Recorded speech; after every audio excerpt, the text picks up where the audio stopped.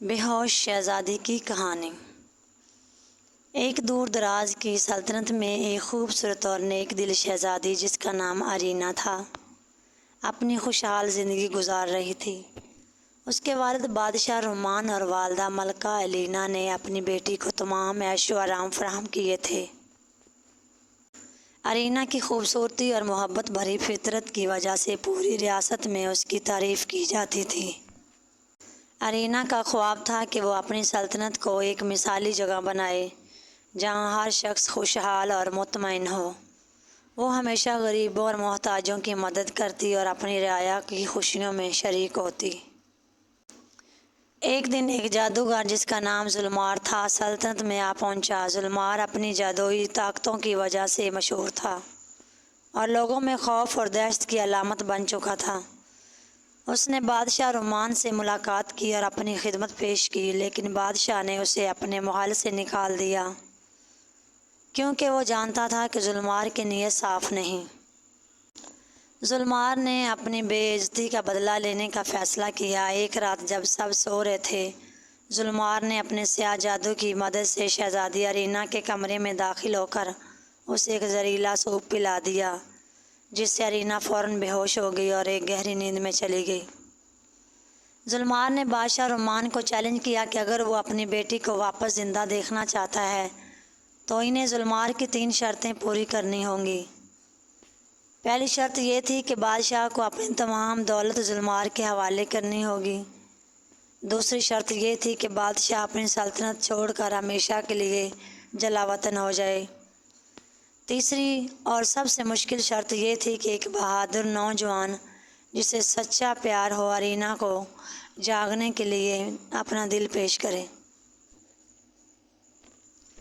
بادشاہ رومان نے اپنی دولت اور سلطنت تو فوراً ظلمار کے حوالے کر دی، لیکن تیسری شرط پوری کرنا بہت مشکل تھی۔ پوری سلطنت میں کسی ایسے نوجوان کی تلاش شروع ہوئی جو سچے دل سے شہزادی ارینا سے محبت کرتا ہو۔ پوری سلطنت میں صرف ایک ہی ایسا نوجوان تھا جو شہزادی ارینا سے بے پناہ محبت کرتا تھا، اور وہ تھا شہزادہ ایڈریان۔ ایڈریان نے ایک بہادر اور نیک دل شہزادہ تھا جس کا دل سچائی اور محبت سے بھرا ہوا تھا۔ اس نے بادشاہ رومان کو یقین دلایا کہ وہ اپنی محبت کی طاقت سے ارینا کو جگا لے گا۔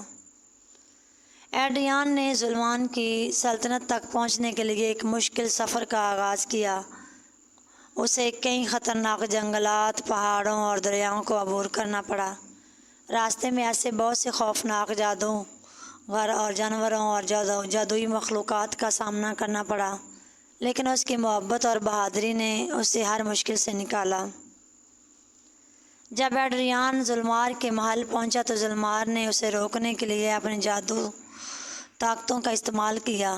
ایک شدید لڑائی شروع ہوئی۔ ایڈریان نے اپنی ذہانت اور طاقت کا استعمال کرتے ہوئے ظلمار کا مقابلہ کیا اور آخرکار اسے شکست دے دی۔ شہزادہ ایڈریان نے شہزادی ارینا کے قریب جا کر اپنا دل پیش کیا۔